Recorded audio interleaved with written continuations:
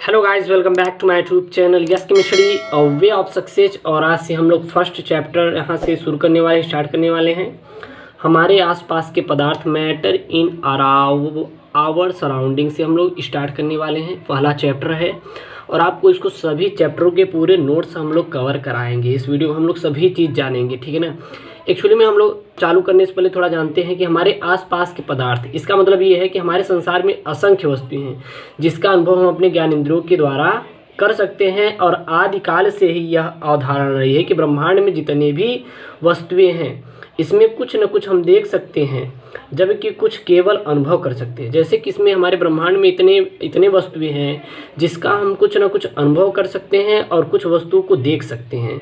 जैसे कि अगर हम बात करें, जैसे पेड़ पौधे और धातु और जल, ये हमारे क्या हो, इसको हम देख सकते हैं। लेकिन जबकि वायु जो कि एक अदृश्य है, क्या इसको हम देख सकते हैं? नहीं। तो हम कह सकते हैं इसको अनुभव कर सकते हैं। तो हमारे जो इस ब्रह्मांड में बहुत सारी वस्तुएं हैं जिसका मैं अनुभव कर सकता हूँ और जिसको मैं देख सकता हूँ। तो ये सब हमारी क्या है, ये हमारे संसार की मैटर है। तो सर्वप्रथम आता है कि ये हमारा मैटर यानी कि पदार्थ क्या होता है। तो द्रव्य जो होता है, जो द्रव्य होता है, ब्रह्मांड का ऐसा अवयव होता है, ऐसा घटक होता है जिसमें द्रव्यमान व आयतन होता है और जिसका अनुभव हम लोग अपने ज्ञान इंद्रियों द्वारा कर सकते हैं, उसे द्रव्य कहते हैं। याद रखिएगा, द्रव्य वह अवयव है, द्रव्य ब्रह्मांड का वह अवयव है जिसमें द्रव्यमान व आयतन होता है तथा जिसका हम अनुभव अपने ज्ञान इंद्रियों द्वारा कर सकते हैं, उसे द्रव्य कहते हैं। जैसे कि जल, वायु, लकड़ी, स्टील। ओके, तो हम लिख सकते हैं यहाँ पे ऐसे अवयव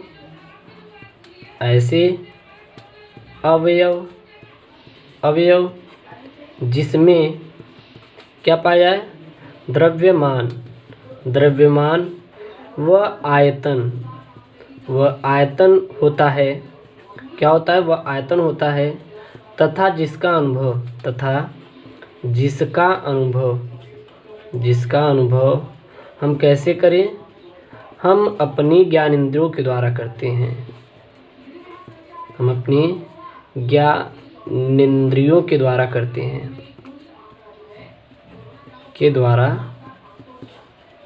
हैं, उसे क्या कहते हैं हम लोग? द्रव्य, पदार्थ या फिर मैटर कहा जाता है। अगर हम लोग, मेरे प्यारे बच्चों, उदाहरण मिले तो उदाहरण में जैसे हम लोग का क्या होता है, जैसे कि जल है, वायु है, लकड़ी है, और क्या है, हीरा है, और क्या है, स्टील है, और क्या है, कांच है, इत्यादि जितने भी होते हैं मेरे प्यारे बच्चों, ये सब हमारे क्या होते हैं, द्रव्य होते हैं। याद रखिएगा, ठीक है ना, इतना आप याद रखिएगा। अब हम जानते हैं important term related to matter. Heading बना लीजिए, important term related to matter यानी कि पदार्थ संबंधित कुछ महत्वपूर्ण बातें या फिर पद। ठीक है, पदार्थ से संबंधित महत्वपूर्ण पद, ठीक है, जो कि बातें इसमें आ जाती हैं। तो सर्वप्रथम हम लोग जानते हैं द्रव्यमान। आप लोग नाम सुने होंगे द्रव्यमान या फिर मास। इसको मास भी बोला जाता है। द्रव्यमान को और क्या बोला जाता है मेरे प्यारे बच्चों? मास भी बोला जाता है। अब हम लोग जानते हैं कि द्रव्यमान मास क्या होता है। तो द्रव्यमान आप कह सकते हैं किसी वस्तु में उपस्थित द्रव्य की वास्तविक मात्रा को ही द्रव्यमान कहा जाता है। कोई भी हमारा वस्तु है, उसमें उपस्थित जो द्रव्य की वास्तविक मात्रा, जैसे कि ये है हमारा, ये है, तो इसमें जो इसकी उपस्थित मात्रा होती है, ये हमारा क्या होती है, द्रव्यमान कहलाती है। जो कि किसी वस्तु का द्रव्यमान सदैव निश्चित होता है, अर्थात स्थान परिवर्तन के साथ इसका मान परिवर्तित नहीं होता। यदि यह 1 किलोग्राम का है तो क्या चंद्रमा पे ले जाएंगे तो ये पेन हमारा 2 किलोग्राम का हो जाएगा? क्या नहीं होगा ना। तो ये क्या होता है, हमेशा निश्चित होता है और ये कभी परिवर्तित नहीं होता। और द्रव्यमान को हम यम से दिखाते तो लिख सकते हैं किसी वस्तु में उपस्थित द्रव्य की वास्तविक मात्रा वास्तविक मात्रा को द्रव्यमान कहते हैं। उसका हम क्या कहते हैं, द्रव्यमान कहते हैं।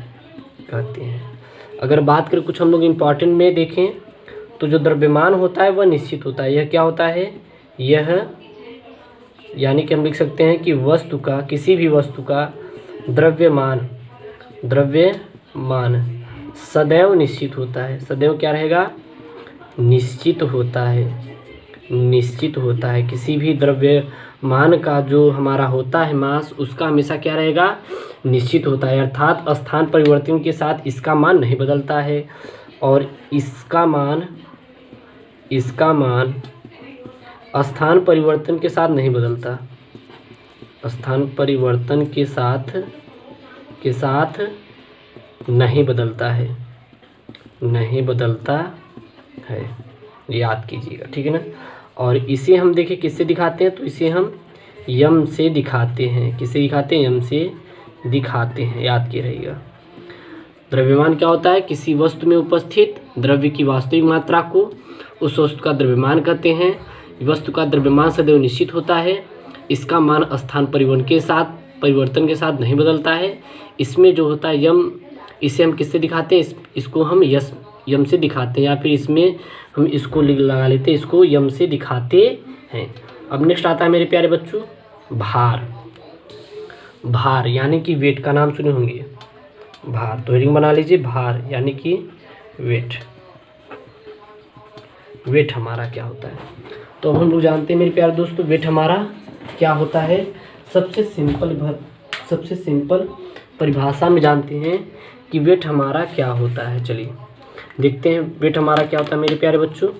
तो देखिए, पृथ्वी अपने केंद्र की ओर जिस बल से किसी वस्तु को आकर्षित करती है उसे भार कहते हैं। क्या कहते हैं, भार कहते हैं। और भार स्थान परिवर्तन के साथ परिवर्तित हो जाता है। तो लिख सकते हैं, पृथ्वी अपने केंद्र की ओर वस्तुओं को जिस बल से आकर्षित करती है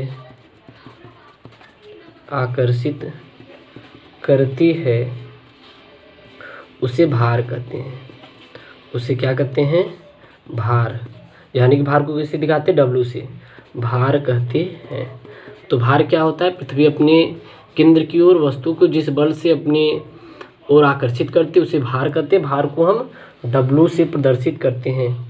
स्टार पॉइंट देखें तो स्थान परिवर्तन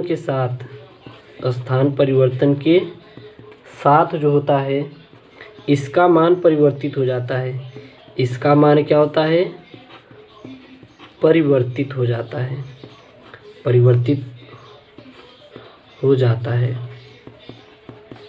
भार का मान क्या होता है, स्थान परिवर्तन के साथ साथ क्या हो जाता है, परिवर्तित हो जाता है। ठीक है।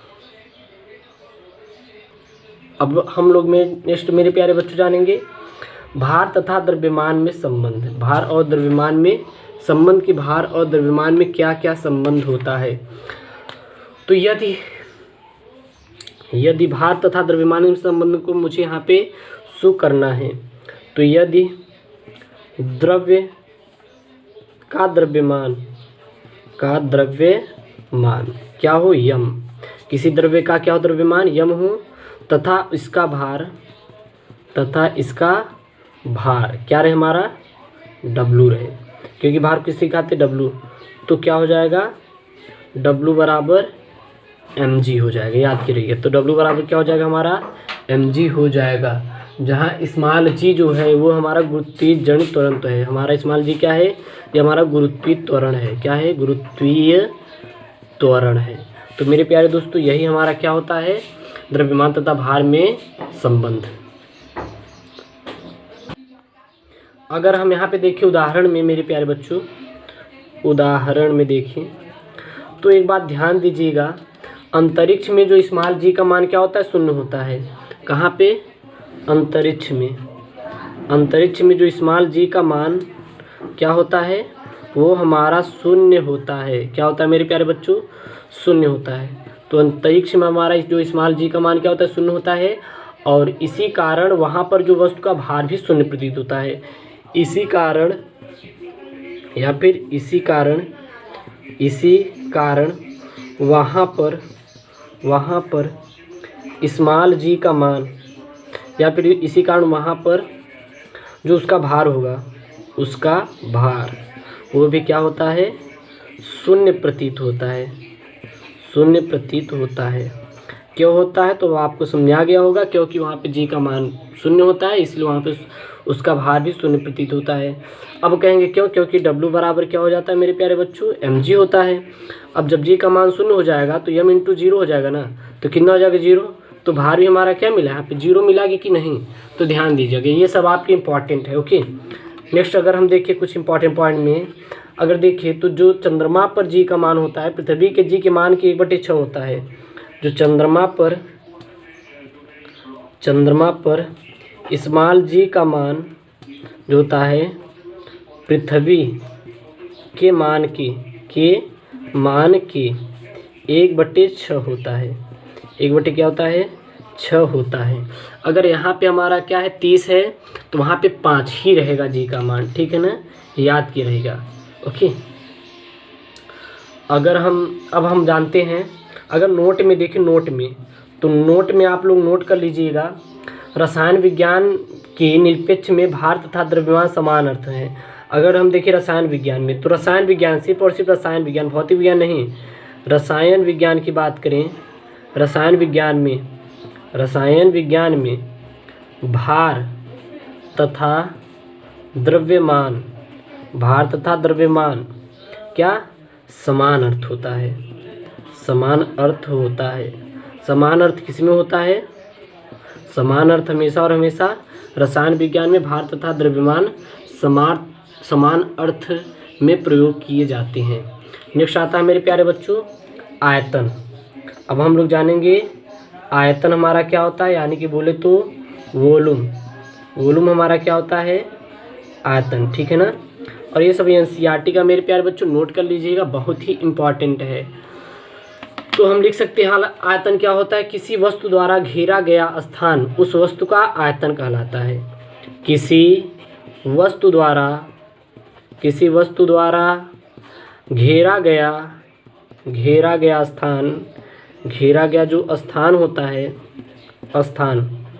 उस वस्तु का आयतन कहलाता है। क्या कहलाता है, आयतन कहलाता है। क्या कहलाता है, आयतन कहलाता है। किसी वस्तु द्वारा घेरा गया स्थान उस वस्तु का आयतन कहलाता है। अगर हम आयतन को किससे दिखाते हैं, तो इसे हम v से दिखाते हैं। किससे दिखाते हैं, v से दिखाते हैं। इसे हम किससे दिखाते हैं मेरे प्यारे बच्चों, स्मॉल v से दिखाते हैं। किससे दिखाते हैं, आयतन को हमेशा और हमेशा स्मॉल v से दिखाते हैं। याद की रहेगा, बहुत ही मस्ट है आपके लिए और यह इम्पॉर्टेंट है अकॉर्डिंग टू द एग्ज़ाम के लिए हमारे ये बहुत इम्पॉर्टेंट है। ओके, चलिए नेक्स्ट हम जानते हैं। नेक्स्ट जो मेरे प्यारे बच्चों आता है, इसमें हमारा ऊर्जा क्या होता है, एनर्जी क्या होता है। तो किसी वस्तु के कार्य करने की क्षमता को ऊर्जा कहते हैं। क्या कहते हैं, किसी वस्तु का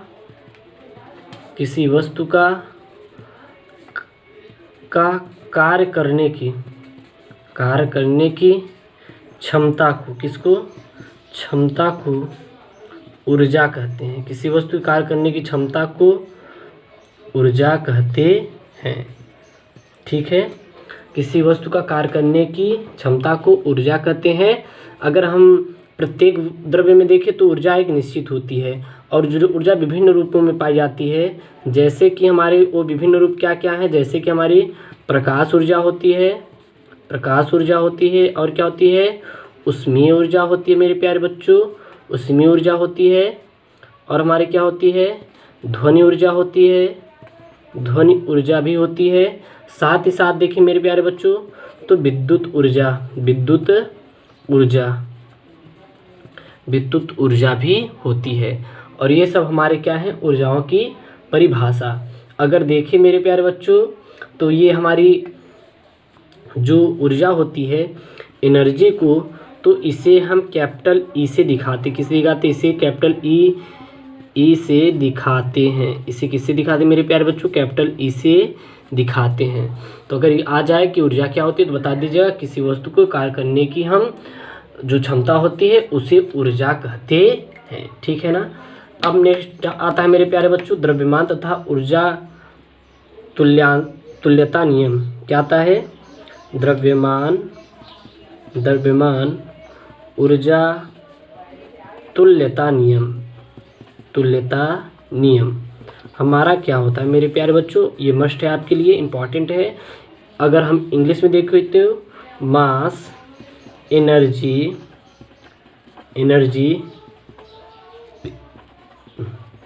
इक्वलिटी लॉ, ठीक है, यही हमारा होता है। अब हम जानते हैं कि द्रव्यमान ऊर्जा तुल्यता नियम क्या होता है। तो देखिए, अगर देखिए तो यदि किसी वस्तु का जो द्रव्यमान हो यम हो तथा ऊर्जा ई हो तो आइंस्टीन के अनुसार ई बराबर mc² होता है। याद रखिएगा, यदि किसी वस्तु का द्रव्यमान यम तथा ऊर्जा क्या हो? कैपिटल ई हो तो आइंस्टीन के समीकरण से या फिर नियमानुसार देखिए तो क्या हो जाएगा मेरे प्यारे बच्चों? E बराबर mc² हमारे यहाँ पे हो जाएगा। तो द्रव्यमान ऊर्जा का तुल्यता नियम क्या होता है? किसी वस्तु का द्रव्यमान यम तथा ऊर्जा E हो तो आइंस्टीन के समीकरण के अनुसार E बराबर mc² होता है। जहाँ बात करें सी तो सी क्या है हमारी? ये है प्रकाश का वेग। प्रकाश का वेग क्या है हमारा? यहाँ पे सी है और प्रकाश का वेग कितना होता है? तो हमारा 3 × 10 सेंटीमीटर प्रति सेकेंड होता है निर्वात में। अगर मीटर में बात करें तो 3 × 10⁸ मीटर पर सेकेंड होता है। 10⁸ मीटर पर सेकेंड होता है।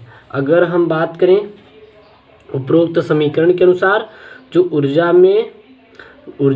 दो द्रव्यमान को ऊर्जा में तथा ऊर्जा को द्रव्यमान में परिवर्तित नहीं किया जा सकता। आप लिख सकते हैं द्रव्यमान को ऊर्जा में, किसमें? ऊर्जा में, और ऊर्जा को द्रव्यमान में परिवर्तित नहीं किया जा सकता है। याद कीजिए रहेगा, ठीक है ना। और ये हमारा होता है मेरे प्यारे बच्चों।